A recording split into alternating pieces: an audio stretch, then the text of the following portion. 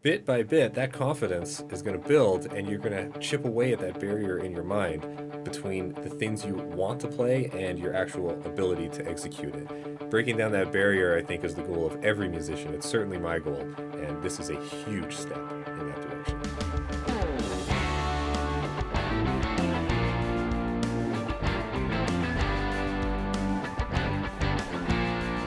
Hello, I'm Mike Murray. I'm a guitarist and guitar instructor from Toronto, Ontario, Canada, and welcome to the channel. This year I decided I wanted to start documenting the methods I've used with my students over the past several years that have actually really worked, and especially ones that might help you overcome certain boundaries or get a better perspective on what your goals are so you can work more efficiently and improve faster. Today I wanted to start with a subject that's very near and dear to my heart, maybe a little mundane, but I think it's very exciting when you dig into it. Scales, and specifically how to learn your fretboard, learn your scales on the fretboard in such a way that's going to enable music making and not actually hold you back unnecessarily. Let's check it out. So first of all, I want to present a definition of what a scale is, at least in terms of the application we're going to try and use it for. Scales are often taught as these neat little packages that start on a root, go up to another root, up an octave, 2 octaves or something, and then back down, something like this.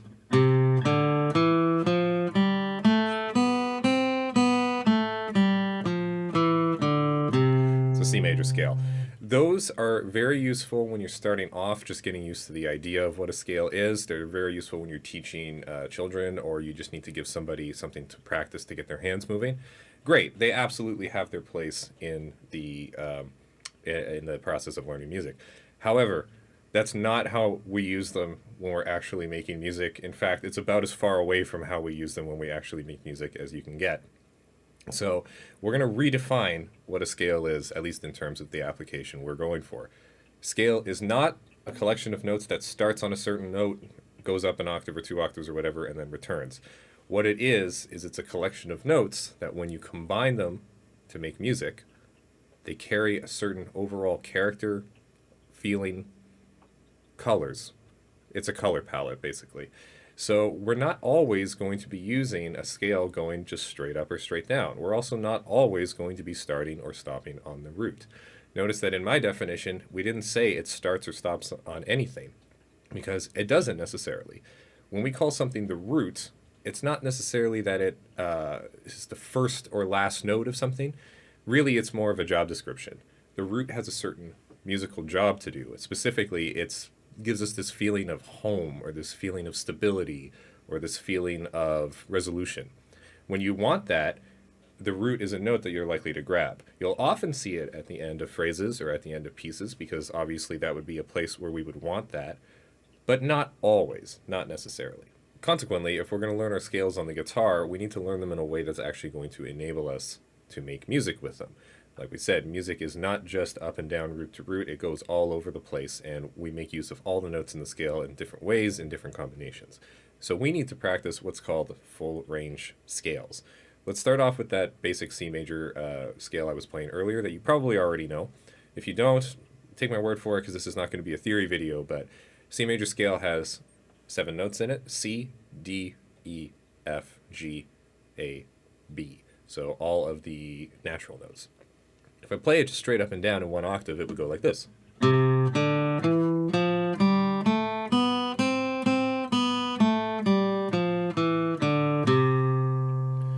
So I can make music with that, but there's a lot of artificial restrictions. I can't go any higher than this note if this is the only thing I've been practicing. I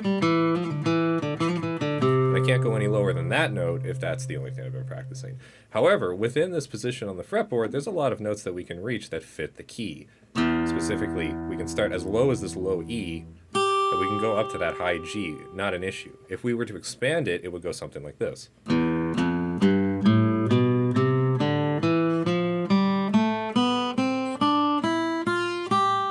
in reverse.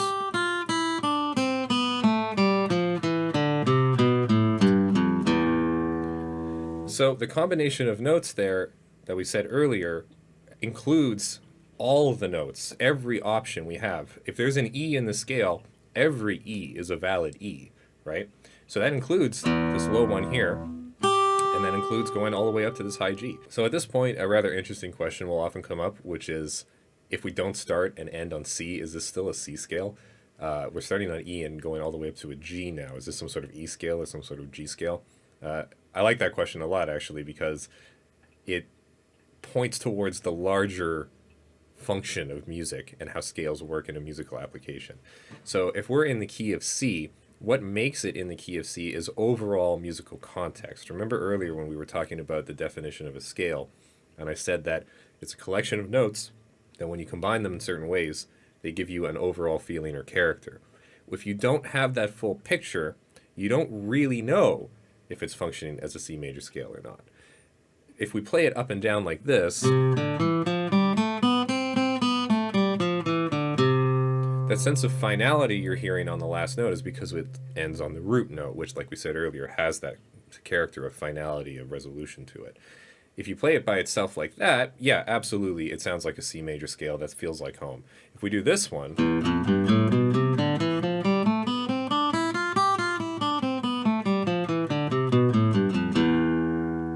then that doesn't necessarily have that feeling to it because we didn't start on C and we didn't end on C.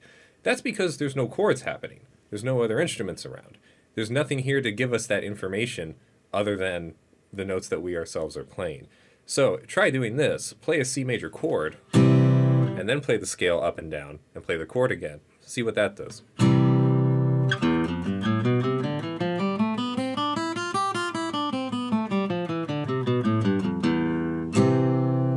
That absolutely works. That absolutely fits. So again, musical context, other information coming from other parts of a piece of music. That might be just you by yourself playing multiple notes, or just the way you structure the phrases.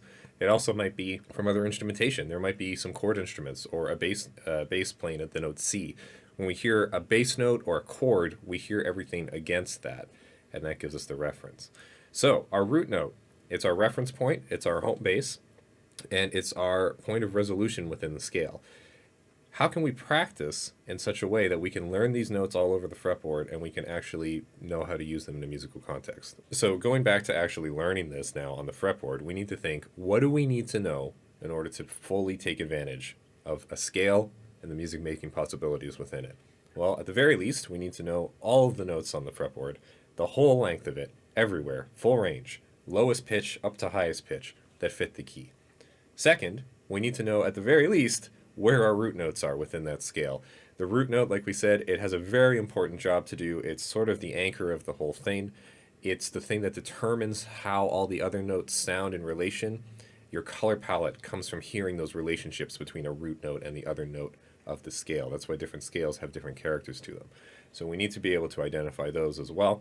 And we need some sort of logical system to make this manageable task. If we just tried to memorize the entire fretboard in one go, I don't think that would work very well. That's just too much information.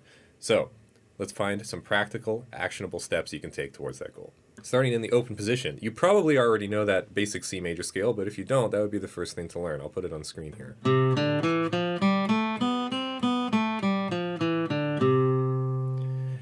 Then, as soon as you got that down and you've got that figured out, I think you're good. I think you can move on. You're not going to be using that much past the first introductory phases.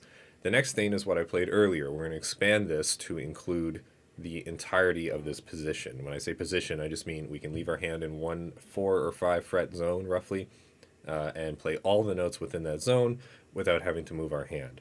So, in this position, we can start on the low E, and we can go all the way up to a high G, and hit all the notes in between that hit the key. Again, our notes are C, D, E, F, G, A, B. So starting from E, E, F, G, A, B, C, D, E, F, G, A, B, C, D, E, F, G, then in reverse. Once you've got that basically mapped out, the next thing you're going to want to do is make sure you know where your root notes are. Common exercise I'll do with students is we'll just play the scales very slowly up and down, but at a steady pace, and make sure that we can identify the root verbally when we hit it, like this. Roots. Roots.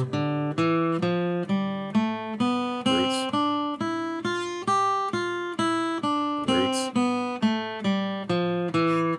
Roots. And again, like I said before, if it's not feeling C major-y enough to you, just throw the chord at the end. That'll tie it all together. Okay, once we have that down, we're going to move on to doing individual strings. So I'm going to start with the low E, and we're going to start from that open E string going all the way up until we hit the highest note available, whatever that is. So let's see.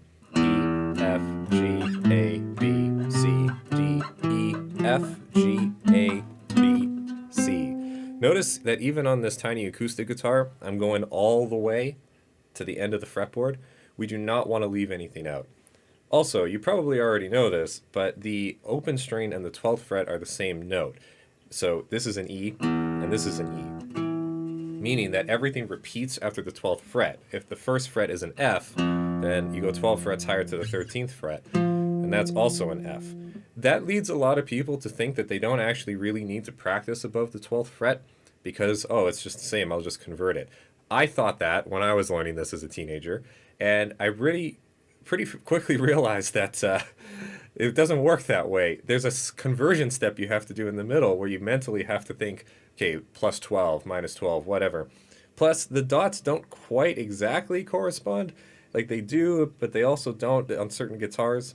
So, moral of the story, practice above the 12th fret. It doesn't take that much time, and we want to be as thorough as possible. And just like the previous one, we want to make sure we know where our root notes are on this string. So let's check that out.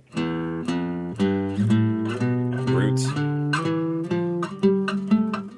Roots. Believe it or not, that's a C way up there. Then you can carry it on to other strings. This one would start on A, B, C, D, etc. And make sure you do all 6 of them like that. At this point, it's probably worth taking some time just to explore those notes that you found. Remember, your root note is sort of your reference point, if you will. So if you can find a C somewhere, try playing off of that a bit and then bringing it back to that C and see what it sounds like.